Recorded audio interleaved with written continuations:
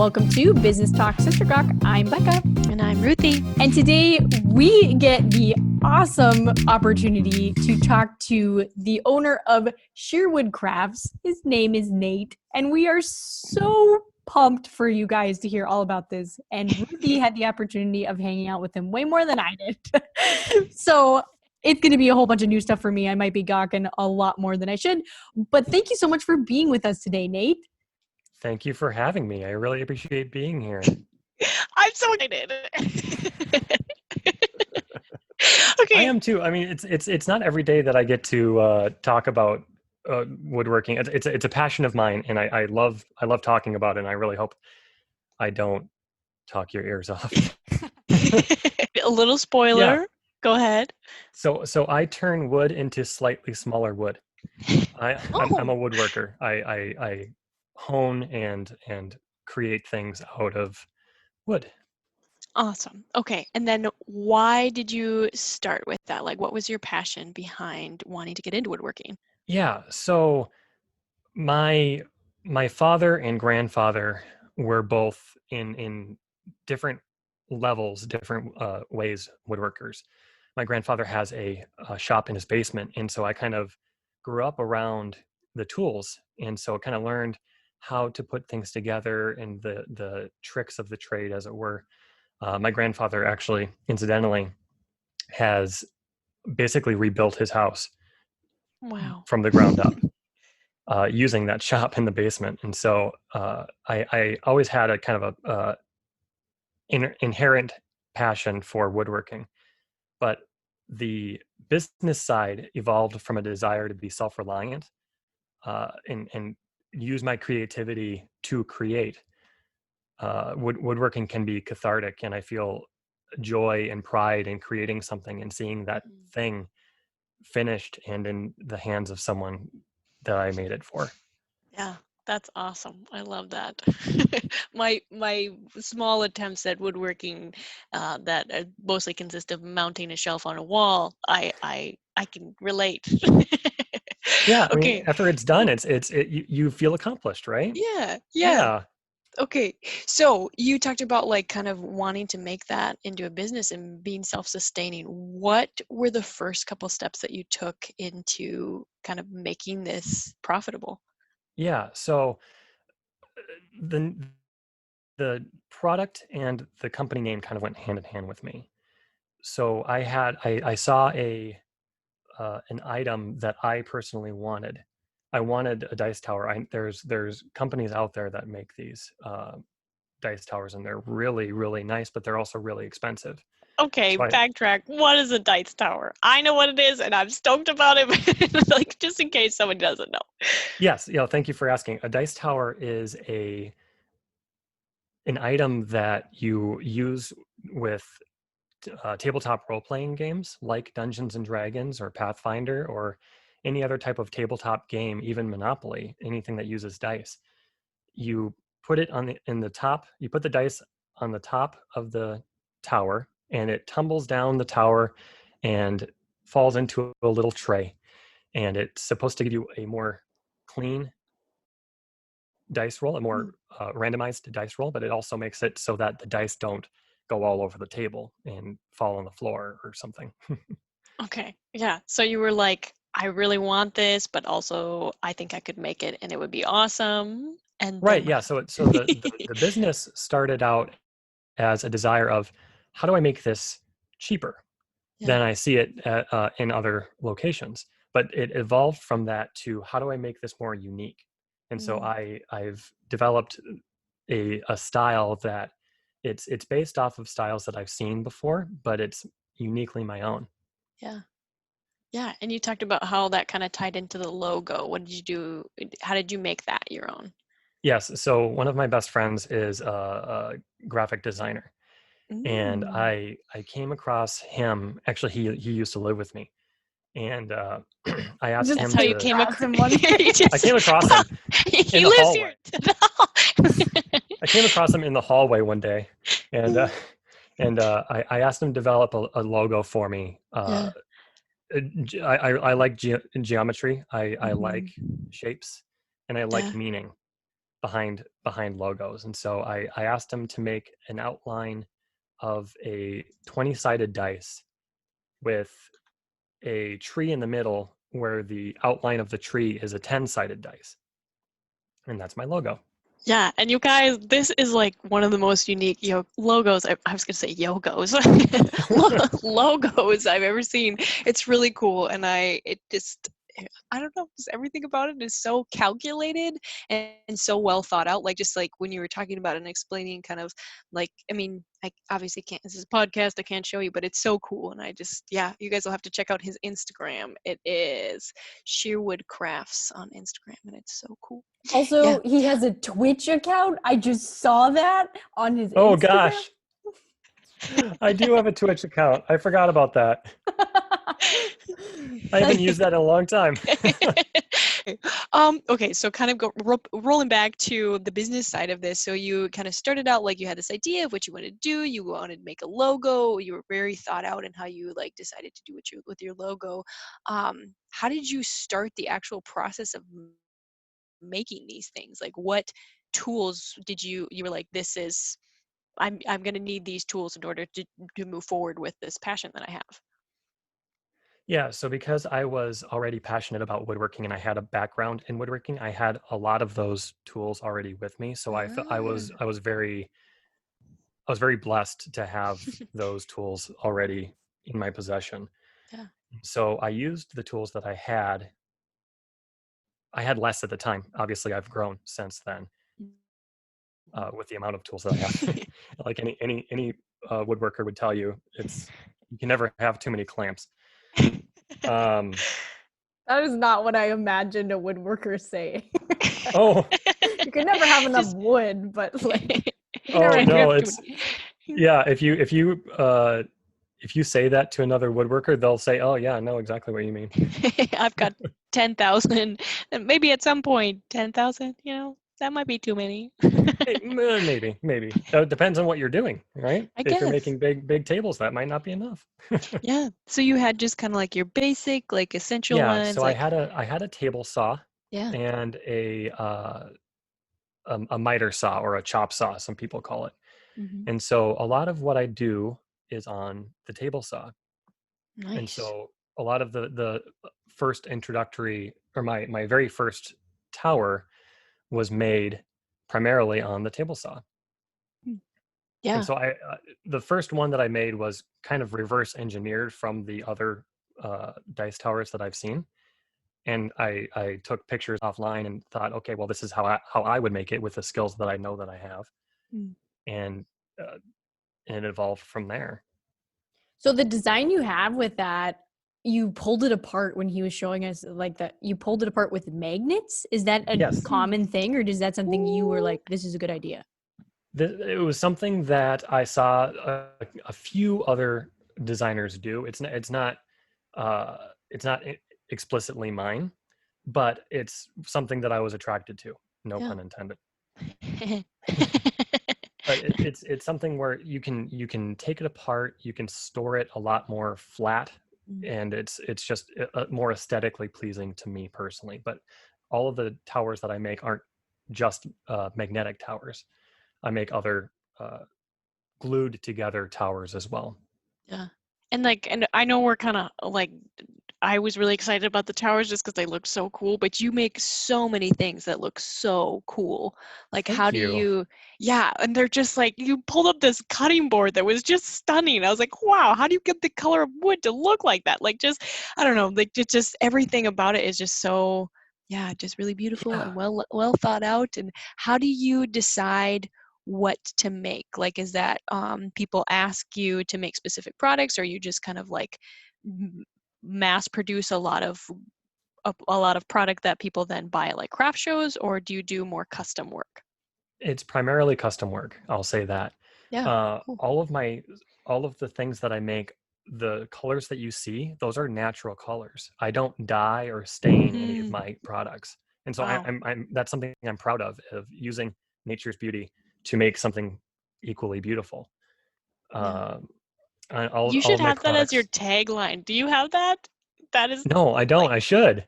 using nature's beauty to, what did you say, to make something To equally make beautiful? Yes, yeah, using Oh, nature's beauty to make something equally beautiful. oh, good.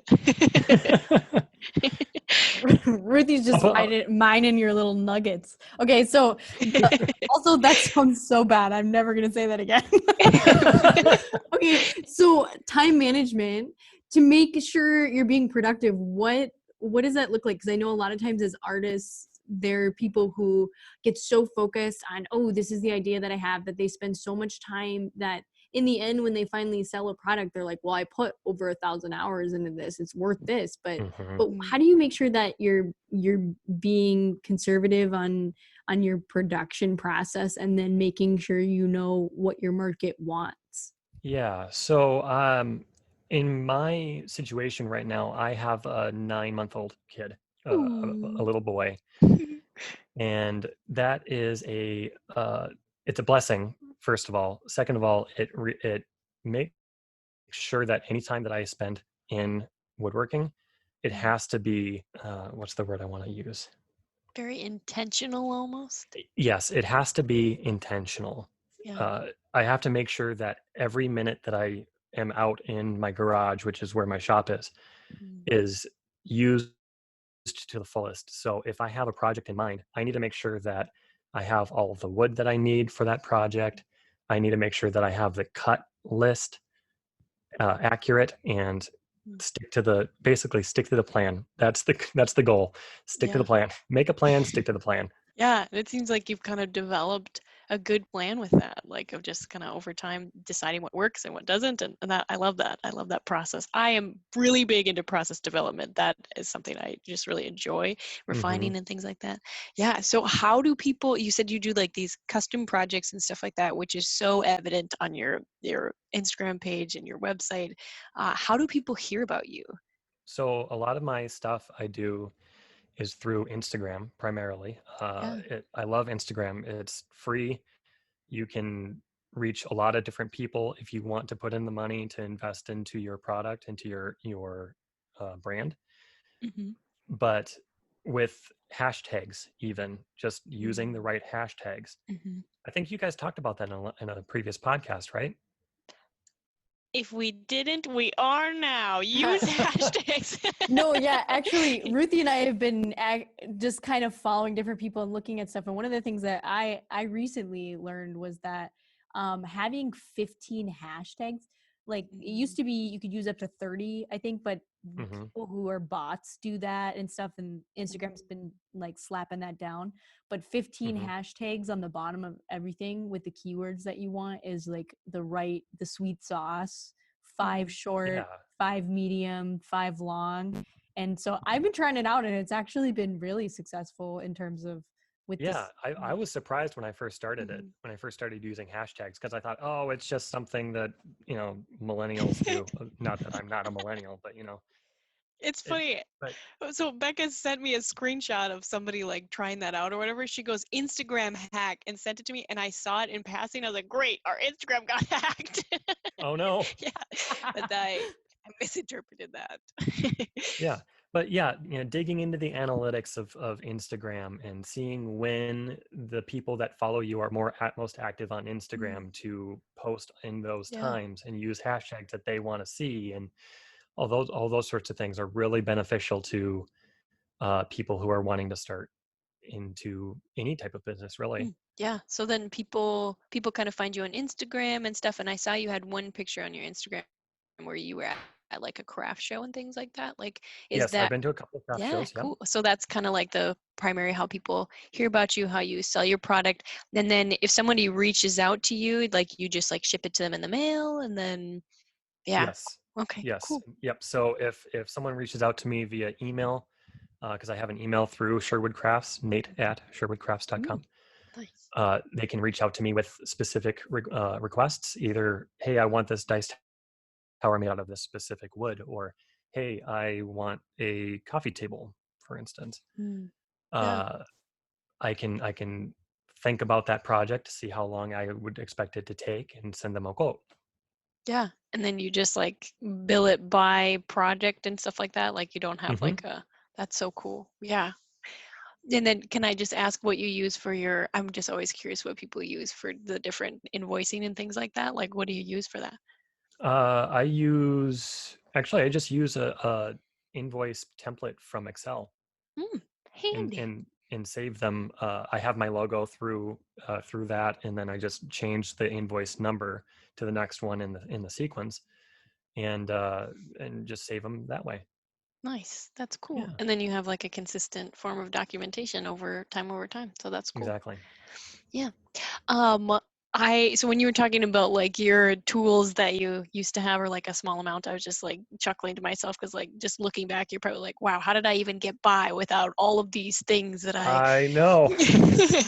yeah, and like so when you think about how you started out, what is one thing that you liked doing and then now you no longer like doing? Like, Yes, bowl turning actually, making bowls. ooh. Really? I thought for sure, seeing seeing as my last name is Turner, I would like turning bowls, and so I started doing it. And then I don't know if it's the way that I'm using the tool or the way that my lathe is set up, but more often than not, my tool grips into the blank, the bowl that I'm making, and cracks it.